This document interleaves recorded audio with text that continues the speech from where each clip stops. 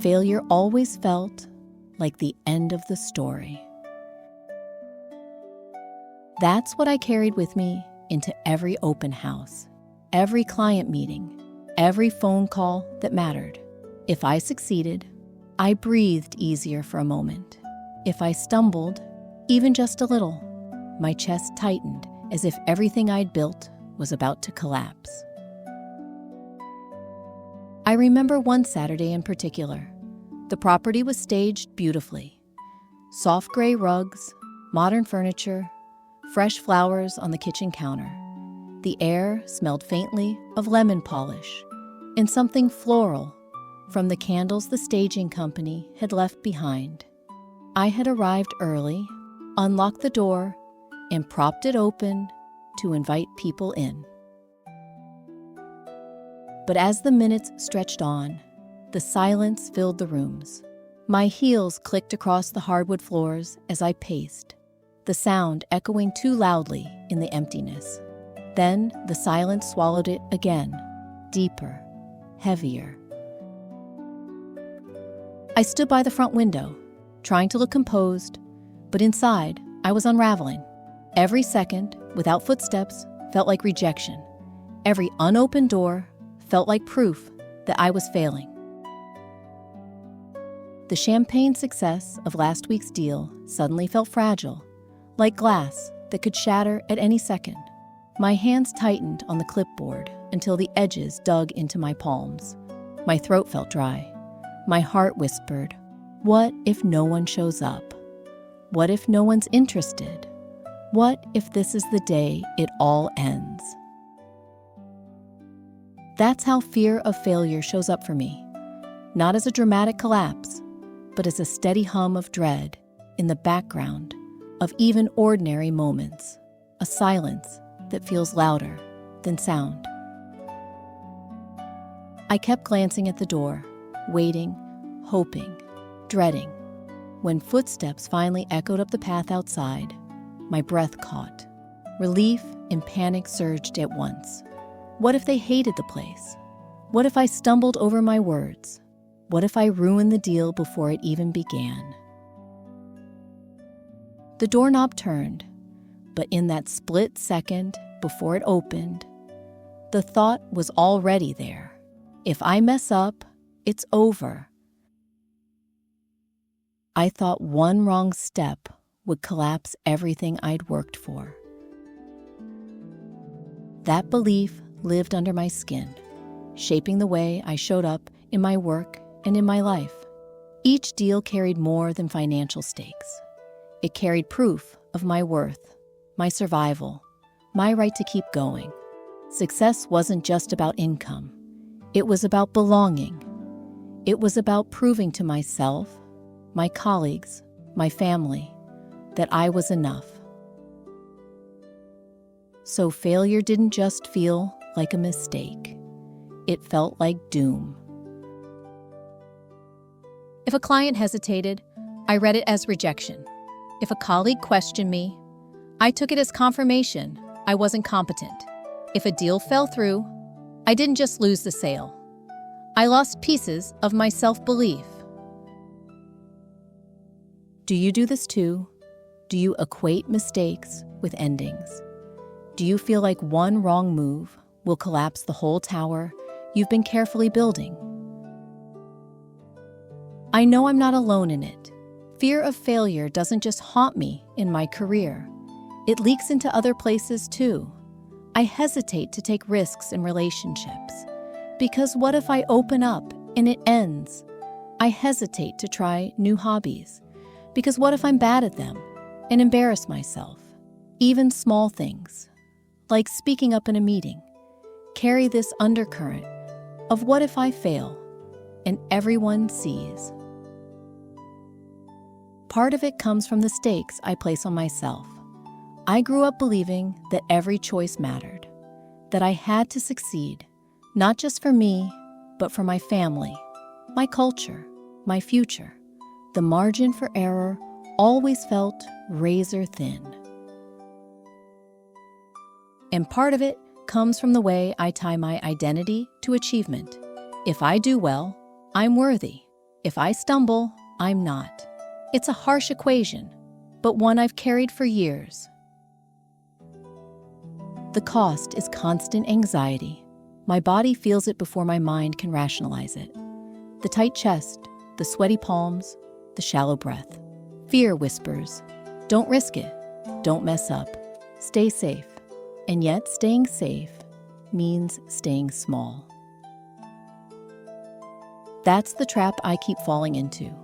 Fear convinces me to avoid risks, but avoiding risks keeps me stuck. And when failure does happen, because failure always happens eventually, it feels catastrophic. A locked door I can't open. A slammed echo that reverberates in my chest long after the moment passes. I know this cycle too well. And that day at the open house, standing in the silence between footsteps, I could feel it pressing in on me again. Because underneath every smile, every polished script, every professional mask, the truth kept repeating, if I mess up, it's over. The real breaking point came a few weeks later. I lost a major client. Not because I didn't care, not because I didn't work hard, but because sometimes things fall apart, no matter how tightly you try to hold them together. The client had been one of my biggest accounts. I had poured hours into phone calls, walkthroughs, endless follow-ups. I thought I had done everything right. And then, out of nowhere, they pulled out. No warning, no second chance. Just gone. I remember staring at the email on my screen, the words blurring as my chest tightened. My hands felt numb on the keyboard. My breath came short. It's over. It's over.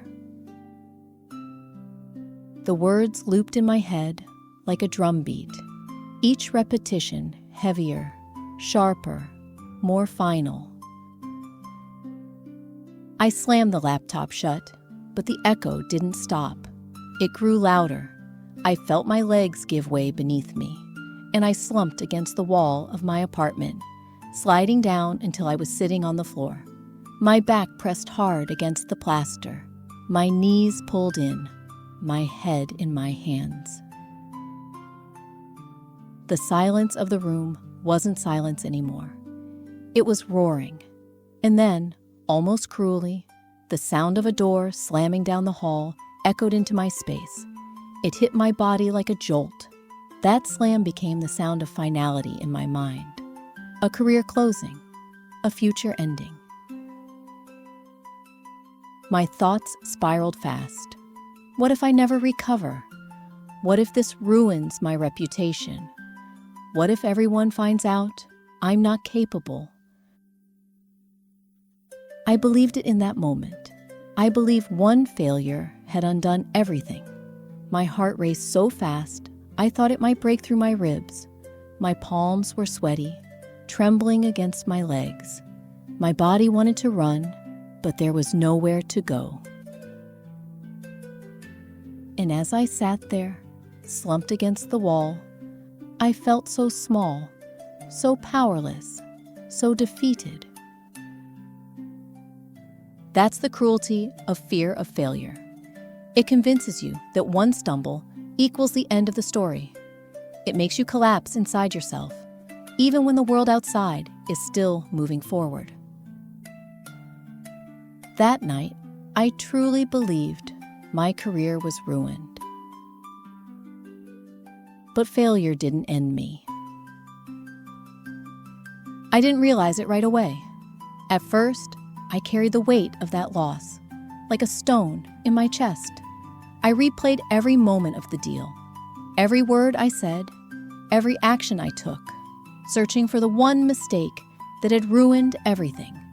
I thought, if I could just find it, I could make sure it never happened again. But life kept moving. Other clients still needed me. New listings still opened up.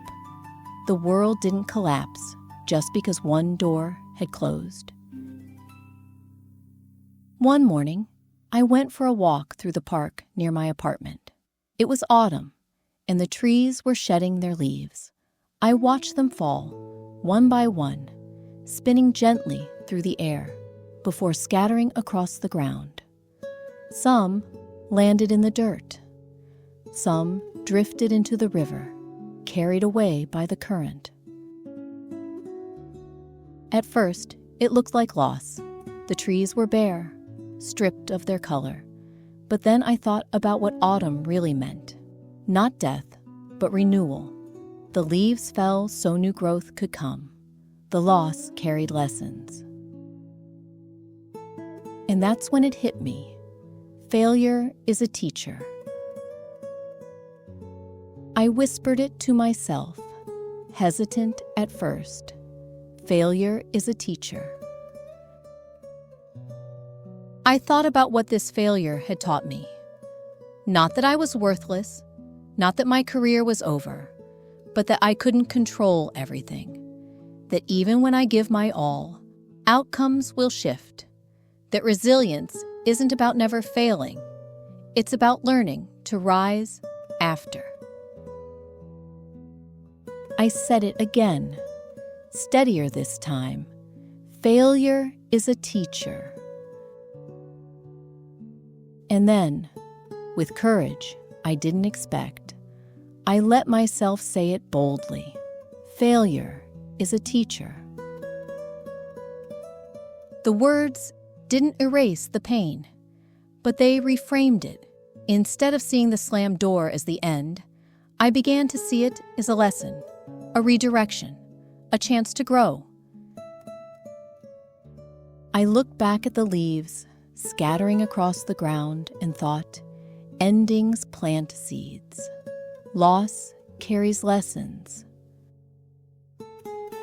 That's what fear had hidden from me all along, that failure doesn't close doors forever. It opens new ones. Hurt, curious, courageous. That's the layering I felt as the mantra sank deeper into me. Failure is a teacher, and I was finally ready to learn. When I began whispering to myself, failure is a teacher, it felt strange in my mouth, like saying a word in a language I wasn't fluent in yet. But the more I repeated it, the more it began to land. I used to carry failure like a scarlet letter, proof that I wasn't enough. Deals lost, clients who walked away, projects that didn't work. Each one felt like a verdict against me. Now I see them differently. The client I lost that month, it taught me that I can't build my identity on someone else's approval. That lesson made me diversify, made me strengthen relationships instead of clinging to one. The deal that collapsed at the last minute, it forced me to get clearer with my communication, to check assumptions instead of hoping they'd work themselves out. Even the little failures taught me something. Forgetting to call a client back on time stung, but it taught me to create systems, reminders, structures to catch me. Fumbling my words in a presentation embarrassed me, but it taught me that people are more forgiving than I imagine, and that vulnerability can create connection where polish sometimes can't. Failure hasn't been the end. It's been the thread weaving resilience through me. I didn't see it then. I only saw the slammed doors, the silences, the empty inbox after a rejection. But looking back, I see how every no redirected me, how every stumble taught me to stand differently, how every loss carved out a new layer of strength I wouldn't have found otherwise.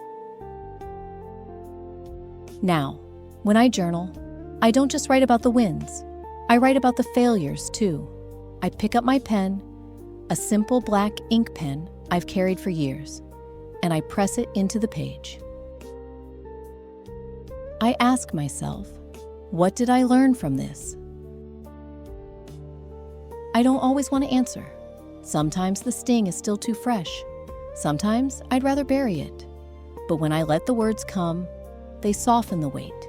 The ink makes the lesson visible, undeniable. One entry reads, "Losing that client taught me I can survive disappointment." Another, "Forgetting the call taught me to forgive myself and move forward." Another, "The deal I lost reminded me I can only control my effort, not the outcome." Every line I write feels like reclaiming ground I once surrendered. I keep a single fallen leaf tucked inside that journal, brown and curled now, fragile at the edges, but still intact. I found it during that autumn walk, the one that showed me loss and renewal in the same breath. When I hold that leaf, I remember, endings don't erase life, they feed it. Every leaf that falls nourishes the soil for what comes next. Every failure plants something in me that will grow later, even if I can't see it yet. So when I write with that leaf beside me, I whisper the words, "Setbacks shape me."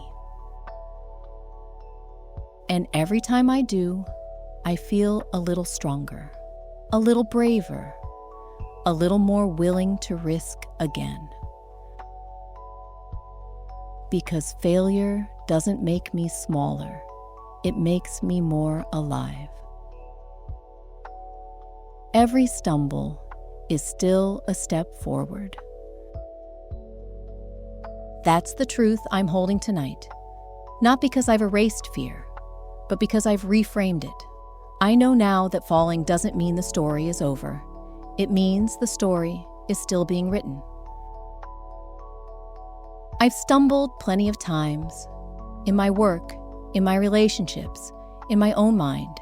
Each stumble scraped me, humbled me, slowed me down, but each stumble also moved me forward, even when I thought I was stuck. The truth is, I was learning, shifting, preparing for the next step. Failure teaches me. It teaches me patience when I want control. It teaches me humility when I get carried away. It teaches me resilience when I'd rather hide. And maybe most importantly, it teaches me compassion for myself and for everyone else who's stumbling too. Tonight, I'm sitting with a piece of paper in front of me. I write down one lesson a failure has taught me. Just one. I don't overthink it. I don't polish it. I just let the ink carry it out of me. Then I read it back, and in my own words, I can see the proof. I've carried wisdom out of something that once felt unbearable. If I feel ready, I'll share it, even a single line, because I know now, when I put my lesson into words, it doesn't just free me, it might free someone else who still believes failure means the end. As I close my journal, I picture a river flowing. The current moves no matter what, sometimes smooth, sometimes choppy, sometimes almost still, but it never stops. That's what failure feels like to me now. Not a dead end, just part of the current that keeps carrying me forward. I whisper it again. Failure teaches me.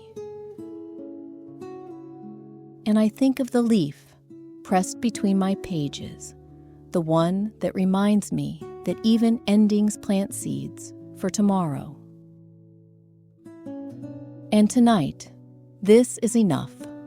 The leaf in my hand, the ink on the page. The river is still flowing. Every stumble is still a step. Failure teaches me. I finally believe it.